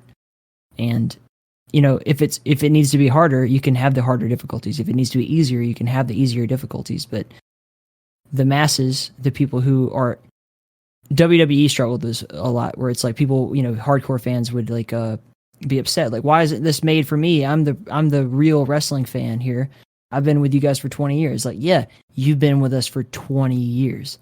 You're gonna watch this no matter what. You're gonna be involved in this community no matter what. So why are you supposed to be the main person I'm servicing to? I need to service to the people who would not otherwise be part of this, right?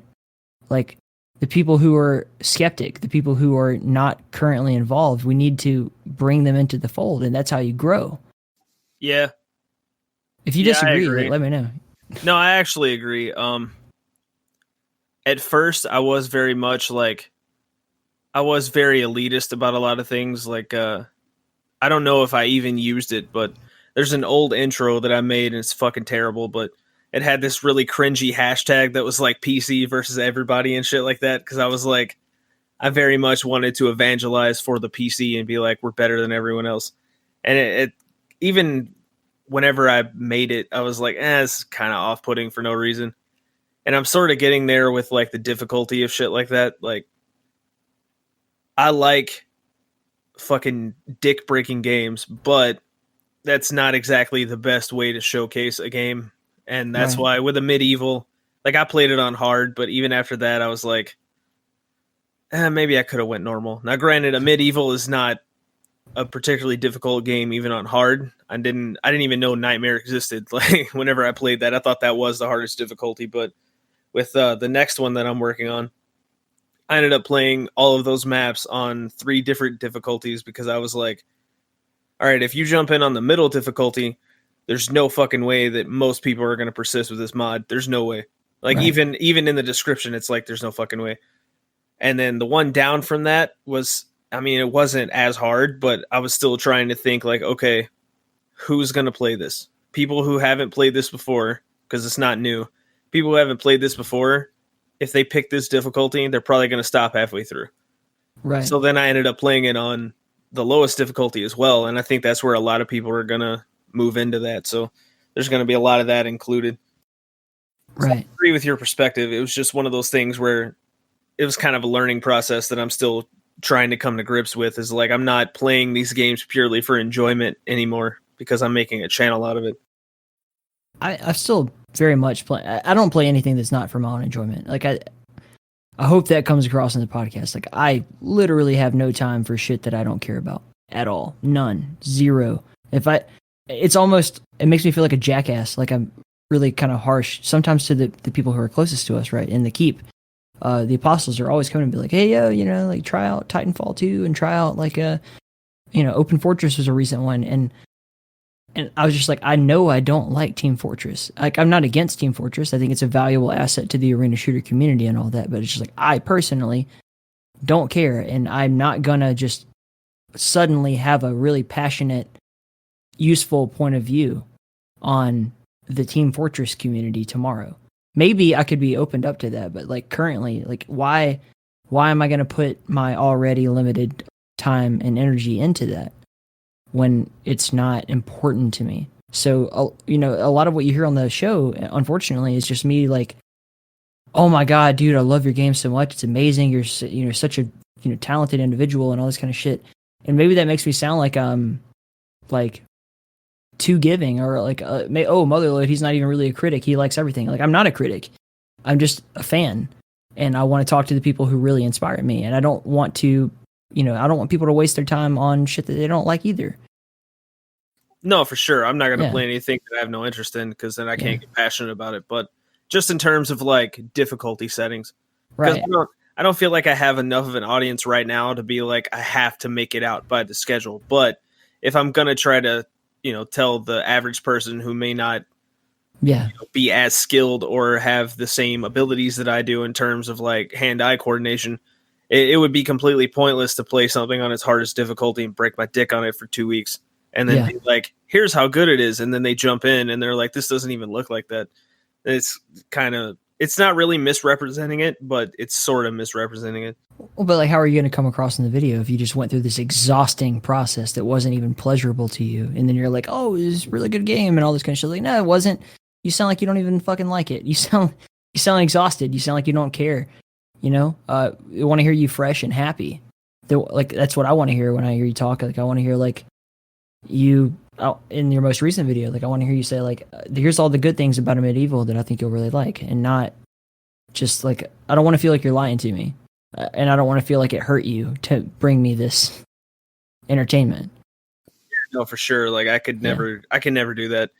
That was my problem with like the negative criticism was it was so fucking like hard to care because it's like there's a million people who are going to tell you this isn't good. You don't fucking need me to do it. So that's never going to happen. I'm never going to play something just because I feel like I should, even though I hate it. Like I can't bring myself to do it.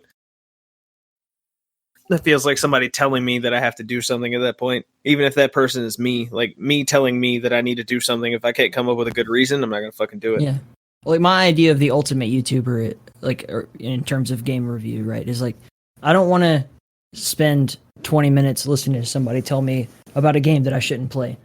I want to look at your catalog and know, because I've heard you speak before, that everything in here is something that's worth my time. You know, it's actually valuable consumer information.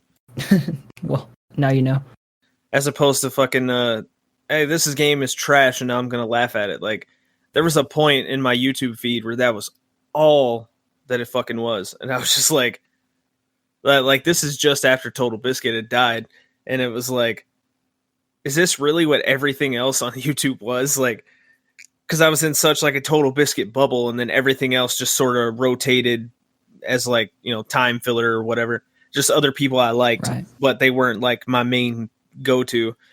And once he died, I was like, man, that dude really was something completely different than everyone else, because he would put me on the shit that I would immediately go buy, and that's what I would like to be, is sort of like I don't want to say a tastemaker because it's so fucking pretentious, but like if you like the kind of things that I like, then go get this. That's what I'm going for. That was and that was the point of view with developers at the time who like valued Total Biscuit. It was like, it wasn't if I get a negative review from Total Biscuit, I'm fucked. It was like if Total Biscuit doesn't acknowledge me, I'm fucked. Right? It was like if he acknowledged you, your game was good. Your game was worthwhile. It was at least worth talking about. And if he didn't acknowledge you, it wasn't because like you didn't get noticed. It was because he was on everything, right? He knew everything that was going on. It was like he didn't care. And if he didn't care, then the legions of people associated with his name didn't care, because they weren't even aware of you, because they looked to him for where to go. Yeah, I think that's still missing as far as like the bigger YouTube space goes in the gaming area, because it's still like Let's Plays were always going to dominate. A lot of those guys, I guess you could say, kind of fill the same sort of niche for their age group, because someone who's, 8, 9 may have never found Five Nights at Freddy's, had fucking Markiplier never picked it up. So I don't want to like shit on them, but when it comes to more like adult oriented games conversations, there's not a lot of that. Like I still can't really find it. You can find it with, Civi does it, like you said, G-Man does it, like you said. But outside of the two of those and the very specific kinds of games they cover, it's very difficult to find that. And if you do, it's still very oriented to like a 10 to 14, like you're still a very young person kind of thing. So a lot of those games don't even appeal to me in the first place, so I never find them.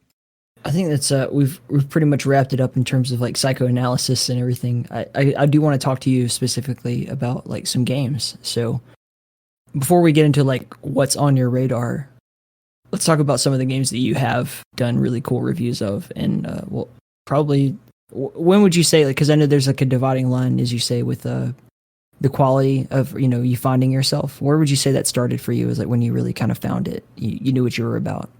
Probably the Duke Nukem 20th anniversary video, because in that one, that was when I was like, all right, I'm gonna fuck around with some voice acting, because I had this idea. I was kind of afraid of like the editing process because I wasn't even close to understanding it yet. But I had this idea of like playing Duke Nukem with Duke. But of course, I can't hire John St. John to do fucking voiceover, much less play a game with me. So I was like, I'll just fuck around with Audition, see if I can lower my voice enough to like make it work. So it's like it doesn't work, but it was kind of the moment where I went, okay, I can do something different with this because I'm doing like Duke lines and dropping them down to like this really poor facsimile of a John St. John impression.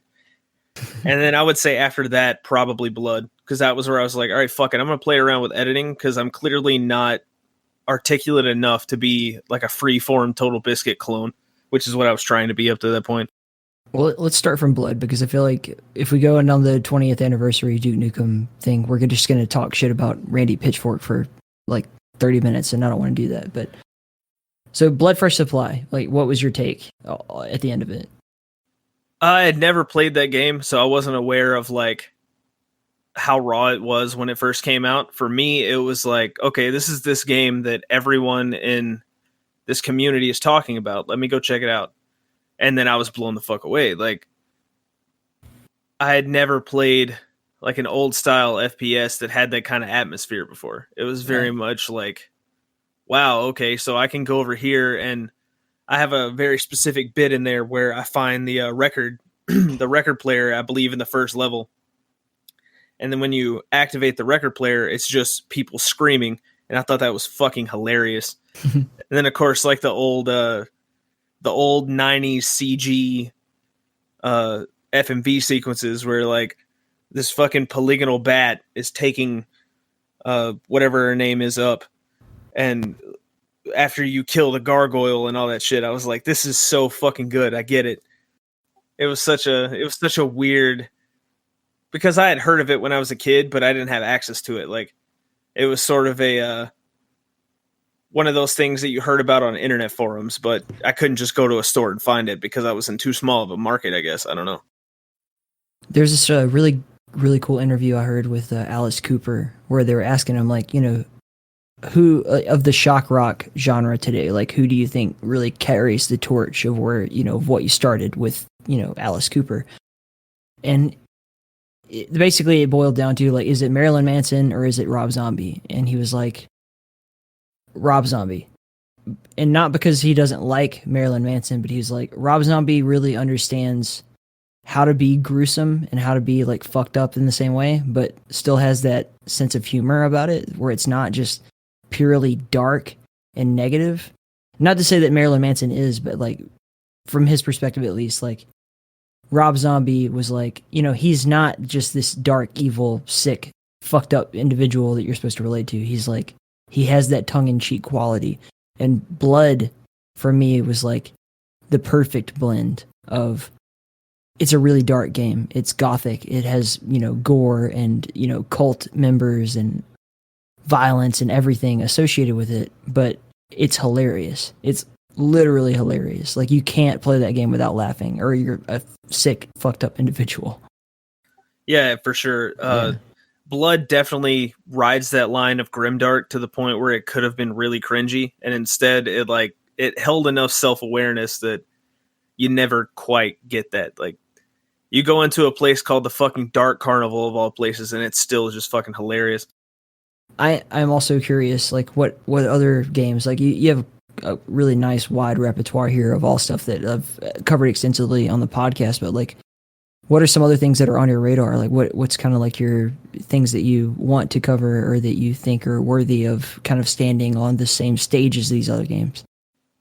Well, the big one that I'm trying to figure out how to do, because I don't want to make a fucking 2-hour review, but I also don't want to do a game a disservice and cut it too short, is Atom RPG. So a lot of people are familiar with like Fallout 3. Mm-hmm. So it's like a, you know, FPS, all that shit. But I don't think a lot of people really go into what 1 and 2 were, which are like these isometric, very weird, like Baldur's very Gate style games. Yeah, they're very they're like point and click kind of thing where you right click and you move and everything's grid based and there's like a tactics element. And Atom RPG is a indie game that is very similar in spirit, especially, but also mechanically. Like it's very clearly mechanically spirited by like a Fallout style game. Mm-hmm. There's also a game that's not out yet called Death Trash that's heavily on my radar that seems like it's going to be in a very similar vein in terms of mechanics, but has like its own take on a post-apocalyptic kind of scenario. I'm also looking at a lot of mods, specifically for Doom. VietDoom is the next one that I'm working on because that is 100% the most just... I played a lot of mods, especially for Doom, just over the course of time, but holy fuck, VietDoom is on its own level. Like, I've played conversion mods. Black Mesa is a perfect example of a game that I'm going through that I'm probably going to cover that started out as a conversion mod. That game is not anywhere near what VietDoom does to Doom. Like, I've played through VietDoom 3 times and I am still like, holy fucking shit, that guy managed to do this in Doom. Like, Sergeant Mark is a wizard. Like, I will never quite understand his prowess within the Doom engine. Like, he knows the Doom engine so intimately. He's like it's like watching one of the famous composers, you know, to deal with music. Where every single thing, every project he works on is an innovation. It's not just like here's another Doom mod, a cool fresh map pack, or like, and I like that kind of stuff. Like, don't get me wrong, but he revolutionizes the engine every time he touches it. Yeah, that might be putting it lightly for VietDoom, but I love brutal Doom, and VietDoom is like, how is any of this shit even possible? Yeah, it makes me. I'm even more hyped for Brutal Fate now because I don't see how that game can be anything less than amazing. I just don't see it. I don't see an avenue for that guy. Like, I don't think he would put out anything that anyone could touch without it being like just mind blowing. A good example of something like that has nothing to do with Sergeant Mark is ZDaemon. It's a Doom source port. Has like a really excellent mod that's still in development called FCT Shop, and it essentially turns Doom into something more like a multiplayer Mass Effect 2, in that you have like this kind of hub area where you can go around and shop and interact with people and everything. But then you kind of all at the same time go on these missions, where it could be any map pack you want, it doesn't matter. And it mods the game, like mods the monsters and gameplay and the weapons and everything. And you like save up your money and you can go buy like bigger, stronger, cooler weapons and unlock new parts of the hub map and everything. And just the way that people have learned how to revolutionize that engine is mind-blowing to me. And it's even more difficult, I think, in ZDaemon and those parameters than it would be in like GZ Doom, like what Sergeant Mark is doing. I've not heard of that, but I'm going to check it out. Fucking page up, because that sounds incredible. Well, hit up me and Flambeau sometime. We'll take you on a tour through it, but it's very, very interesting project. Hell yeah, I've got that pulled up right now. That looks amazing. There's also a game called it's called Jupiter Hell. Okay. It's a traditional style roguelike, so it fits almost all of the Berlin interpretations, definitions for what constitutes a roguelike. So where Binding of Isaac is something that is very much a roguelite. Total Biscuit did a really good video on the difference between the two, where it's like, you know, it's sort of a Zelda-esque, like dungeon crawl style. Jupiter Hell, however, is a tile-based grid system, very much the way that old Rogue was, but it's based off of an independent game that was released free, the Doom roguelike. But now Cornell, I'm not even going to try to pronounce his last name, he decided to go off on his own and make essentially what is like a Brutal Fate, but for roguelikes, and it's fucking incredible. If I could get far enough in it, I already would have done a video, but the skill requisite for that game is still ridiculous. It's in early access, but it is nuts. That's also on my radar. Yeah, I'm looking forward to. Yeah, I don't want to. I try to play my cards close to my chest, but like I'm looking forward to the time when, you know, we've grown our channels enough that we can really kind of have an influence on that kind of stuff, like what's worth talking about and everything. And hopefully one day like produce something maybe, and games like what you're talking about. That sounds so interesting. Even the one that you showed me recently, the King Arthur game, Arthurian Legends, like that kind of thing is such an interesting take on the genre, right? Like not just being a retro. You can't even really call it a shooter. Like it's not a boomer shooter, but even though it has a crossbow in it, but it's like so in this vein and yet so drastically different from everything else that we've kind of gone out upon, that it's like, oh my god, this is so refreshing and exciting. That's the kind of thing that you just told me about that, but like when you make videos about that kind of shit, like when you're reaching an audience that's however many thousand people you end up reaching, like that's going to be such a beautiful thing, man. I'm really looking forward to your perspective being kind of broadcast to the wider world. Hell yeah, man. I'm down for all of that. Mostly what I want to see is people going, oh, that game, I'm going to fucking buy that game. Like that is the aim. That is the goal. If I already started that, you've already done it. Like a Medieval sold a shitload of copies just based on your most recent video. I saw lots of people on Twitter like, I just bought it because of you said so. That's true, man. That felt like I retweeted one of them that I saw, and I was like, this is the highest compliment, and that's fucking true. Like I've had a couple people say that they were going to give Call of Cthulhu a try because I made that video, and that's like, yes, please, because I was off put by the reviews for that game, and then I played it, and I was like, motherfucker, why do I even look at reviews? Yeah. That's because they don't have you yet, man. Hey, maybe one day. Maybe someday. This is a good place to, I think, turn in. I'm kind of, I've reached everything that I feel like I can suck out of you right now, so this is going to be a nice, long interview, and I'm very happy to have spent this time getting to know you, dude, and welcome to the team. Hell yeah, man. I appreciate it. I look forward to the things that we're going to do. Haducant, we need to get fucking Serious Sundays going. I'm putting that on the podcast to pressure you.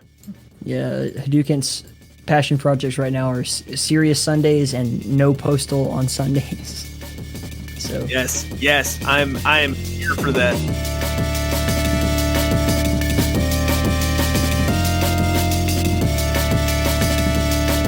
All right, a few thank yous before we get out of here. I want to say, obviously, huge thank you to Vince Steele for being on the show and for joining the fold of the Keep. He has been inducted into the cult of Cthalha, and that's a badge that we all wear with honor. So definitely go check him out on YouTube. I'll leave the link in the episode notes just in case you haven't already done that. Also, I want to say thank you to Igrax Simon for this badass track. He's always incredible. I'll leave a link to him as well. And then we got to say thank you to everybody who's been piling on to the supporters list. So, Dots, Moose, Paul, Zach, Alexander, Lashaka, Brad, Night Owl, Tones, Jeffrey, Larissa, Nabe, Steve, NVZ, Catman, Semico, Chibi Sniper, Donkey, VJ Tenjin, Haducant, Brandflakes, Molecular Rao, Red Eyes, Green Dragon, Anthony, Robert, Vince, and Morpher, Igrax Simon, Gelmo-san, and Russell. You have all been absolutely incredible just supporting the show. So I thank you very humbly, and the Drowned God Cthalha thanks you humbly. Also, go check out, we got some new items on the merch store on our website, inthekeep.com. You can find links to all of the different ways to listen to the podcast and all that good shit. And I'm going to leave you with one last thing.